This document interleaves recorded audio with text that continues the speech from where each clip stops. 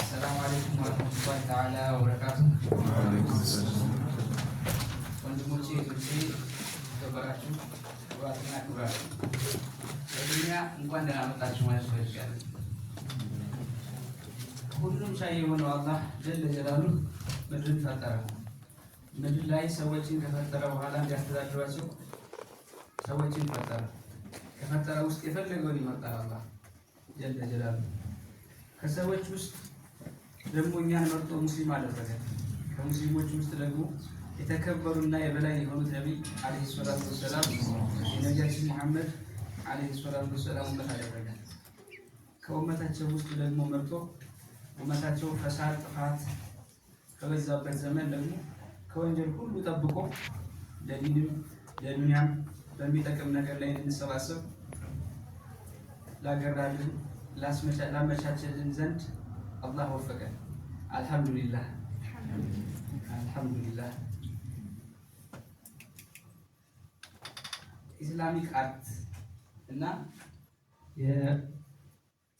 የአማራ ክልል ሙስሊም ወጣቶች ማህበር በመተባበር ያዘጋጁልን አይረፍድም በሚል የተሰኘ ፕሮግራም እነሆ ተጀመረ።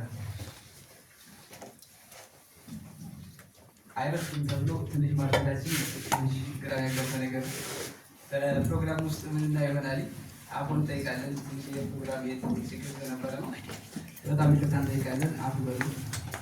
በመቀጠል ኢስላሚክ አርት የስነ ጽሁፍ ቡድንና የጥበብ ቡድን ከዚህ በፊት በቴሌግራም ላይ ፕሮግራም የሚታወቅ ሲሆን ለማታውቁት ደግሞ ቆንጆ ቆንጆ ግጥሞች፣ ወጎች፣ ታሪክና የልብ ወግ ከመጽሐፍት ገጽ፣ ሳምንታዊ እስላማዊ ክንውኖች እንዲሁም ሌሎች አዝናኝና ቁም ነገር አስተማሪ ፕሮግራሞችን ቅዳሜ ከምሽቱ 3 ሰዓት ጀምሮ በቴሌግራም ላይቭ ለአድማጮች እያደረሰ የሚገኝ ጥበብን በኢስላም የምንማርበት፣ እውቀት የምንቀስምበት፣ ታላላቆችን የምናወሳበት መድረክ ነው። ታዲያ ይህንን የቴሌግራም ፕሮግራማችን በአካል ለመገናኘትና መሬት ላይ ለማውረድ ከአማራ ሙስሊም ወጣቶች ማህበር ጋር በመተባበር ይህን የመሰለ አይረፍድም የተባለ ድንቅ መድረክ አዘጋጅቶናል። አይረፍድም የተባለው ከምን ይሆን? ለምኑ ሲሆን? በፕሮግራም ውስጥ የምናየው ይሆናል። በድጋሚ እንኳን ደህና መጣችሁ በማለት የፕሮግራማችንን በማስተዋወቅ እንቀጥላለን። ፕሮግራሙን በማስተዋወቅ አብሬያችሁ የቆየው አደም ሰይዱ ይባላሉ። ከፖሊ ግቢ የ3ኛ ዓመት የዲግሪ ተማሪ ነኝ። ፕሮግራሙን በማስተዋወቅ ስንቀጥል የዛሬ ፕሮግራም የሚሆነው በመጀመሪያ በወንድም አህመድ በቁርአን ይከፍትልናል። በመቀጠል ወንድም አብዱል አዚዝ የኢስላሚክ አርት አሚር አጠር ያለ ንግግር ያደርጉልናል። ከሱ በመቀጠል ሼህ ኢብራሂም በሐዲስ ያስታውሱናል። በመቀጠል ደግሞ ወንድም ሐሚድ በወንድም ሐሚድ የተዘጋጀ ዶክመንተሪ እሱን የሚቀርብልን የምንመለከት ይሆናል። ከሱ በመቀጠል ደግሞ በወንድም ኢብራሂም የተዘጋጀ ግጥም፣ እሱ በመቀጠል ወንድም ነስሩ የተዘጋጀ የልብ ወግ የተሰኘ ትልቅ የሆኑ እንግዳ ልምዳቸውና ተሞክሯቸውን የሚያከብሩ ይሆናል። እንግዳ ዋናቸው የሚለው ሰርፕራይዝ ነው። ከሱ በመቀጠል ደግሞ ወንድም ሱሌማን ታሪክ፣ እሱ በመቀጠል ትንሽ ነሽዳ እረፍት አሰልቺ እንዳይሆን በደንብ ተዝናናን እንድነሳቸው። ከሱ በመቀጠል ደግሞ እህታችን ሀያት ጽሁፍ የምታቀርብልን ይሆናል። በመቀጠል አብዱል አዚዝ ወንድም አብዱል አዚዝ ወግ ያቀርብልናል።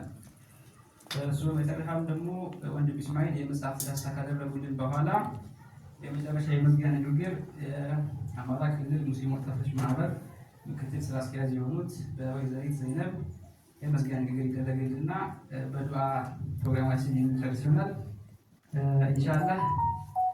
ነቢያችን ሰለላሁ ዐለይሂ ወሰለም ሲናገሩ ሰዎች ተሰባስበው እኔን ያላወሱበት የሆነ መጅሊስ ከሆነ ያን ቀን ሲያገኙት እነሱ የከሰሩ ሆነው ወይም ደግሞ ከመጥፎ ቦታ ላይ ቆይቶ እንደተነሳ ምንም ጥሩ ነገር እንደሌለው ጥንብ ቦታ ቆይታ እንደተነሱ ይሆንባቸዋል እኔን በእኔ ላይ ሶለዋት ሳያወጡ የተነሱ ከሆነ ብለዋልና ኢንሻአላህ ፕሮግራማችንን ለማድመቅ እንደዚሁም ደግሞ በእኔ ላይ አንድ ያወረደ 10 ሶላት አላህ በሱ ያወርድበታል በሚለው የነቢያችን አለይሂ ሰላቱ ወሰላም ንግግር በመስራት ፕሮግራማችን ብዙዎቻችን ስንጋብዝ የምናደርገው በሶላት ነው ኢንሻአላህ። የመጀመሪያው ፕሮግራም የሚሆነው በወንድም አህመድ የአራተኛ ዓመት ተማሪ ወንድማችን አህመድ በቁርአን ከፍተኛ ይሆናል ኢንሻአላህ በሶላት እንቀበላቸዋለን ማለት ነው። والسلام عليك يا سيدي يا رسول الله الصلاة والسلام عليك يا سيدي يا رسول الله الصلاة والسلام عليك يا سيدي يا حبيب الله